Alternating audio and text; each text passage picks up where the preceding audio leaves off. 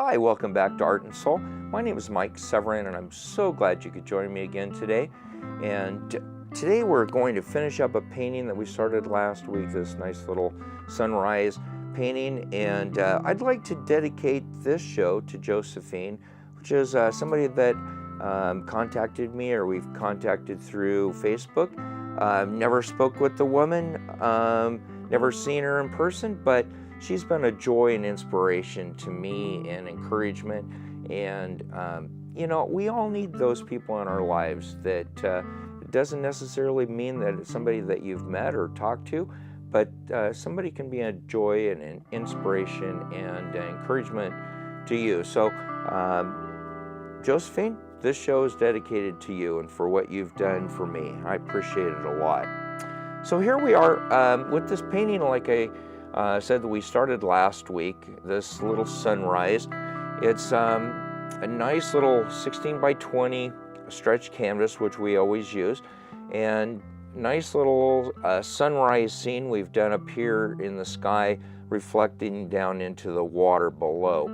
And so we're going to take and develop this a little further up here in the sky, maybe with some of these clouds that we've put in there now that the paint is dried. And then we'll put in some nice little trees here that are on the far bank and reflecting down into the water. And I think we may even do something over here in this corner. So we'll just kind of see how it goes as we get rolling with the painting here today. So I'm going to grab just a 1-inch brush, and I'm going to go straight into that titanium white. And I want these clouds to be just really kind of just fluffy. The color that we have from the sunrise is basically kind of illuminating some of these clouds. I don't want them developed really distinctly, but definitely want them to have a little bit more form and character. And if you notice what I'm doing, I'm just taking basically the corner of that 1-inch brush, and I'm just kind of doing these circular motions and just kind of letting the canvas tooth kind of pull off the amount of paint that it wants. And you can see just that little bit of kind of scrubbing circular motions really makes some really nice looking fluffy clouds, which is, they're just kind of floating along on this sunrise morning. And there's been some beautiful, I'm always usually up well before sunrise, and one of the things I just really enjoy is seeing the sun come up and seeing how the light plays off of the clouds, and it always just brings me a little bit of joy.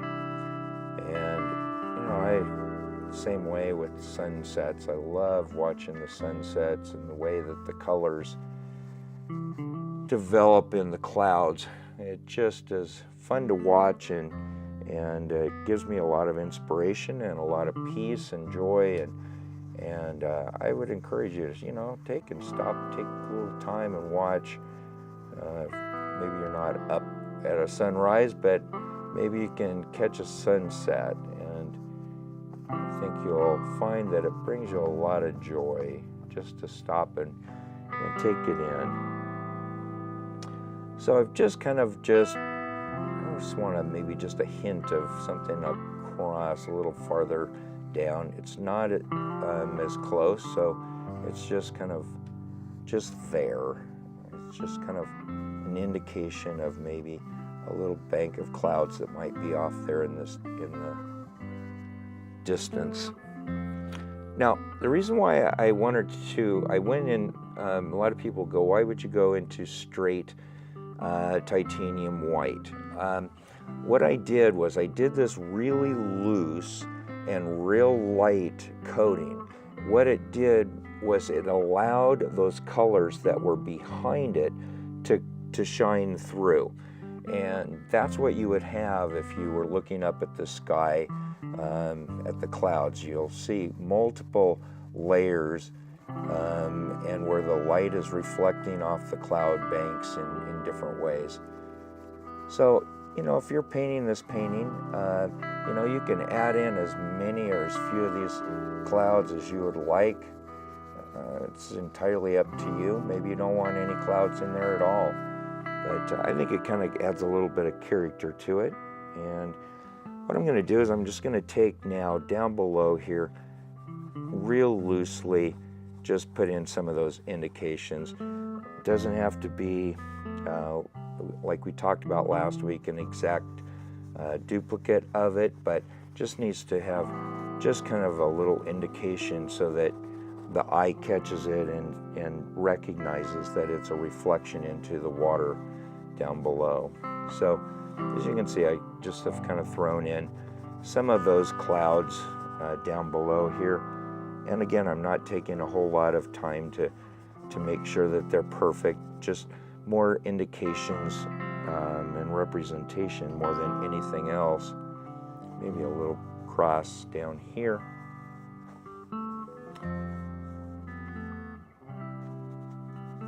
And like I always say, at home you've got the time to take and do this at your speed that you're comfortable with. And I'm working rather quickly here just because of the time restraints that I have. And I sometimes work quickly at my studio at home, and there's other times where I'm a lot more laid back and relaxed, and kind of depends on the mood that I'm in. And that's a big part of this is, paint what makes you happy and the mood. I've listened to lots and lots of music while I'm painting, and the reason why I do is, there's certain times that I'm in a chipper, happy-go-lucky mood and needing something I can kind of bebop along, and then there's other times where I want something a little more mellow and more subdued. And that's what life is about. We're kind of all developing at different levels, and times we're in different moods, and I think it reflects in our painting as well. So what I did there was I grabbed just some straight Mars black with my fan brush, and a lot of people struggle with this that we're about ready to do. And I kind of played with some different ideas, whether I was going to go with some more deciduous type trees, which I may throw in a few of those, but I decided that I was going to put in a couple of fir trees that are here on the far bank, some big tall ones. Not too tall, but we're going to take, and if you notice, I'm just taking straight down and just putting a straight line with the edge of that fan brush. And to do the fir trees, I'm just taking just the corner of the brush and just tapping back and forth as I'm going. And as I'm going farther down, I'm adding more of the bristles of that fan brush. And just keep working back and forth. The limbs down below are going to be a little thicker and more defined and wider. So if you notice, I just kind of added a little more pressure until I was basically just smashing at the canvas there towards the end. And of course, every little tree, everybody needs a little friend, so we're gonna put in a friend here next to him. And same way, I'm just going back and forth, letting the design of that fan brush dictate the shape. Now you can do it where it's kind of compressed so that the limbs come down like this, or you can maybe do them where they're coming up. Different types of trees have different types of formations, so it's up to you which way you prefer. So now we've got those in there, so now we need to put those down below. And again, like we did last week, I'm going to flip the canvas over. It's just easier to do it that direction. You can do it with it standing the other way if you'd like, but I found that it's sometimes easier to do the reflections by flipping it over. And I'm going to use my finger here just kind of as a gauge to how high that needs to be. And so we'll go right there and work our way down. This one's a little lower, come right down with it, just like we did with the ones up above. I'll reload up my fan brush again, and again, I'm just going to use just the corner, working back and forth, adding more pressure as I go, more pressure, wider with the brush, and just like that, we've got a nice little fir tree. And again, do the same thing with this one. Back and forth. And you will be really surprised if you do this at home, how simply you can make these trees. Anybody can make these trees. They're, with just a little bit of practice, I think you'll find that you can do them pretty easily. So just that quickly, we've got this nice reflection of those trees down here in the water. I noticed, if you noticed, when I put these in, I wanted to leave a lot of space in between so that I could see the colors coming through on that, in between that tree, which is, I think, really important, because that's kind of the focal point of this, is the sky and this beautiful sunrise that we have here. And, you know, just looking at it, I think it needs to have maybe a little tree that's off here to the side. Kind of a rule of thumb, you normally go in odd numbers. So rather than going at 2 trees, it's better to go with 3. It kind of depends on the painting, what works in the continuity of that painting, but that's kind of a good rule of thumb, is you normally go 3s. As you can see right there, I just did that tree reverse. I just wanted to show you that it can be done. You just have to kind of be thinking about it a little bit more as you're doing the strokes, but it can be done. So then we've got that kind of really nice defined there. I think what I want to do is, I just want maybe a little more indication of maybe some bushes that are there. So I'm going to do the same thing down here below. So anything that you do up above, obviously you do down below if we're doing the reflections. And that looks really, really nice the way that is there. And I'm thinking that we probably need to do, I was going to do a deciduous tree, but I think we're going to do maybe another one of these fir trees over here on this side.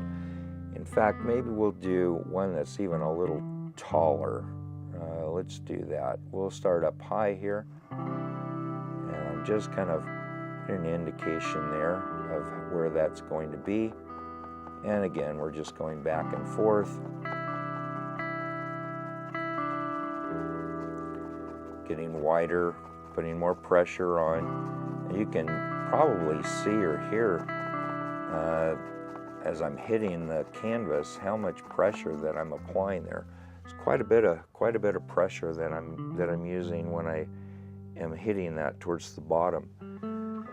And probably needs to be another one here, just as an eye stopper, and maybe we'll angle him a little bit where he almost goes off of he's leaning in towards the painting.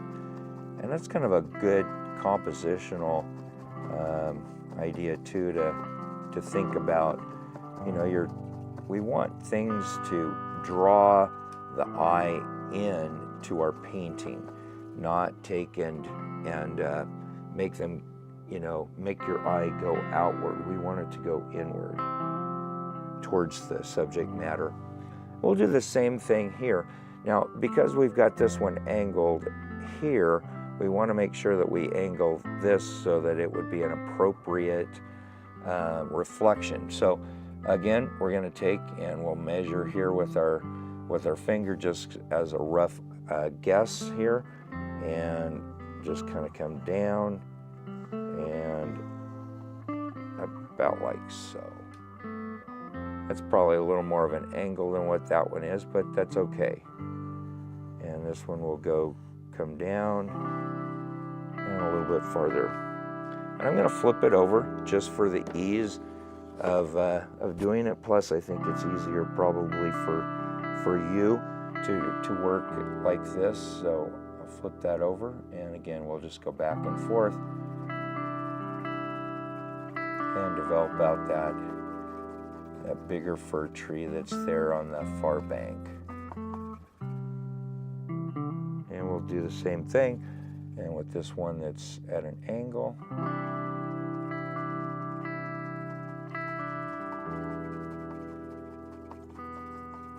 So basically you can see, I mean, if you can take and hold a brush, you can easily do those trees. So that looks really, really nice. I like that. I think I want a little more bushes on this far bank over here. I think that would make that look a little better. You know, and maybe a few little things that just would be coming up. Maybe you don't know what exactly they are, and it really doesn't matter. It just kind of adds a little bit more interest to the painting, and might be a little more something you would see out in nature. And again, we're just going along, and we're taking and pulling down some of those same things that we did up above down below here.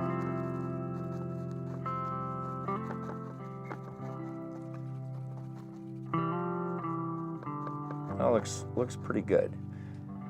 Now, if you remember from last week, what we did in order to give that the effect of water, we took the big fan brush, or not the fan brush, but the big 3-inch brush. And in fact, Josephine was making fun of from last week's show, my big 3-inch brush. So anyway, what we do is we just take and we pull those reflections down into the water. And then what we do, and this is really going to be difficult for some of you because it's kind of stressful in some ways, but don't get too worried about it. We're just going to take and lightly drag this across. And how we do that is I want to take and make sure that I start with the dry brush, and I'm going to take and pull it across.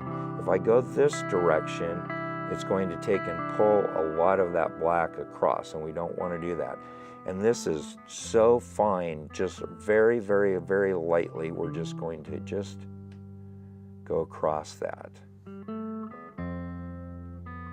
Bob Ross used to have a term, 3 hairs and some air.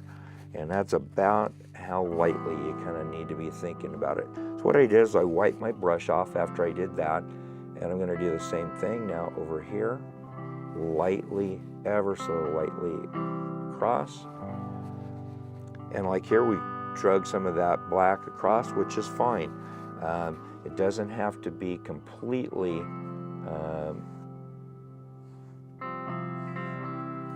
without, because you're going to have some of that that's going to be reflecting in the water and rippling across, and so that's not a bad thing. So I'm going to take now and just some real light across strokes, and that takes and gives it a little more of just an idea of the reflection that's in the water there.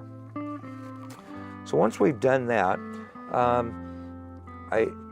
we have here, we used more towards the purples and grays, and purple, and I used the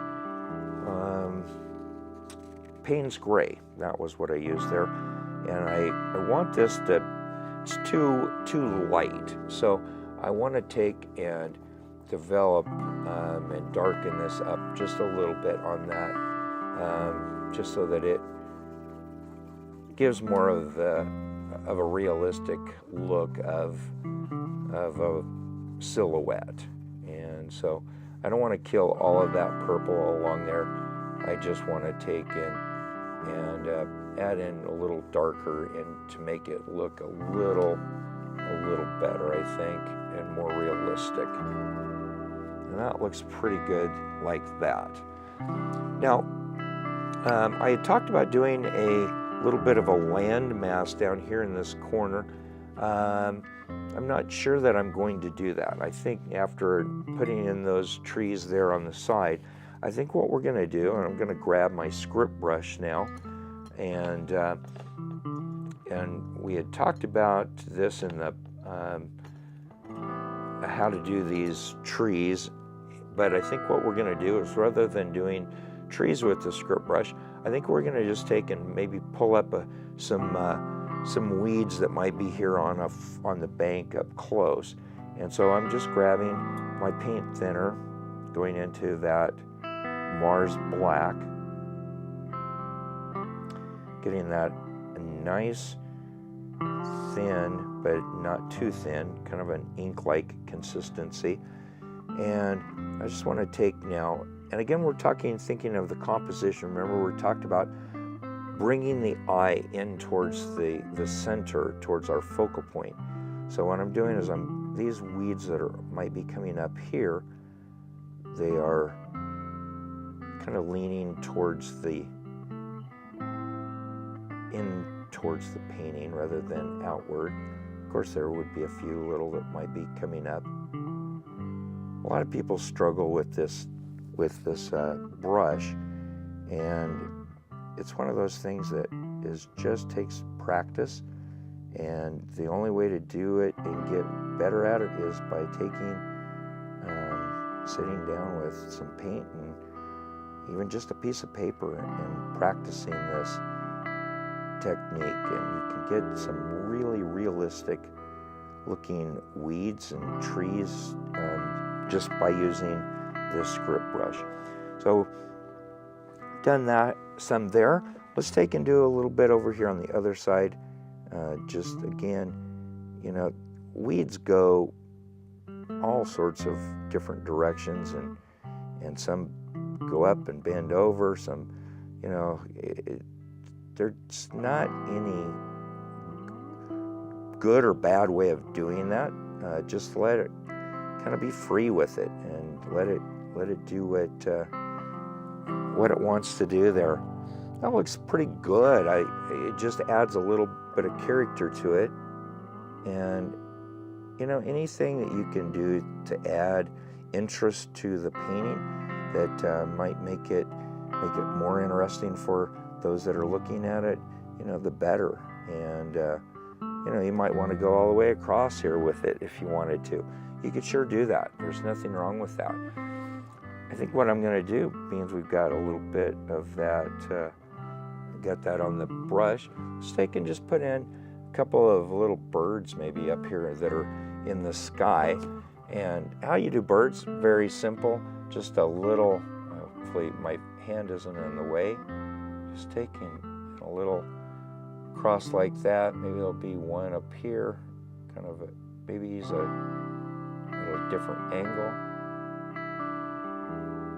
But you can see very, very easily you can take and create some interest, and that's what this process is about. Is everyone's different in what they like and their what's interesting to them. Do what's interesting to you, and I'm sure that if you do, there's somebody else that's going to like it as well. I'll just clean that brush out real quick. And I think what we're going to do, just to finish out this segment on this painting, I think we're going to take, I want to show define that water line out a little bit more. And how we do that is we have our palette knife, and I'm just going to pull out some of that white, titanium white, cut across it. So we have a nice little bead on our palette knife, and just going to take and just run that along and let the canvas, take off a little bit of paint, and very quickly you can put in some nice little water lines that might be coming across there. Maybe want to cross a couple of them down below here. And again, if you do it where there's a color contrast, obviously where it's really light yellows, you're not going to see it, but when you do it across those lavenders, it pops out a little bit better. And there would be some that would be coming across, even across the top of our trees. This again makes the eye know that this is a reflection, just by having some of those little things that are coming across the surface there. Maybe it's a little dark through here, so we'll just put in a little more of an indication of some water.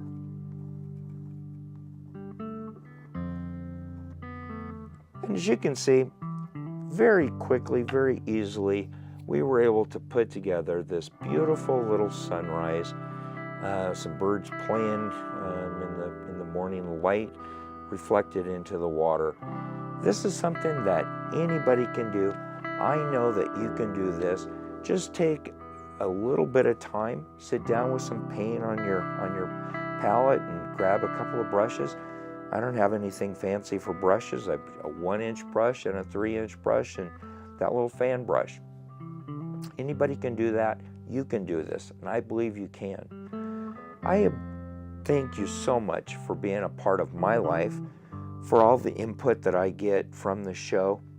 It means a lot to me. I'm glad that I'm touching other people's lives. I've said this before, I'm not the greatest artist that's out there. I just want you to believe and know that you can do this yourself. You can be creative in your own way. I am constantly being told different people of things that they're doing that are creative, and that's exciting. It doesn't have to be painting, it can be anything, but just find something that brings you some peace and some joy, contentment into your life. We all need that. We all need that time to take and rejuvenate our own energies, make ourselves peaceful and joyful, and if we do that, it's going to be reflective in those around us. Be positive this week. Find people every single day that you can inspire, that you can encourage. A little bit of word of positive can make a big difference in someone's life. Today, Josephine did that for me. She put a little blurb on one of my Facebook posts that made all the difference in the world. Those little comments, those little things that we do, we don't realize how great of an impact they have on people's lives. So be encouraged this week, be inspired this week, have joy and peace, share the love around you, find blessing, be creative, and I'll see you next week here on Art and Soul. Thank you again for joining me.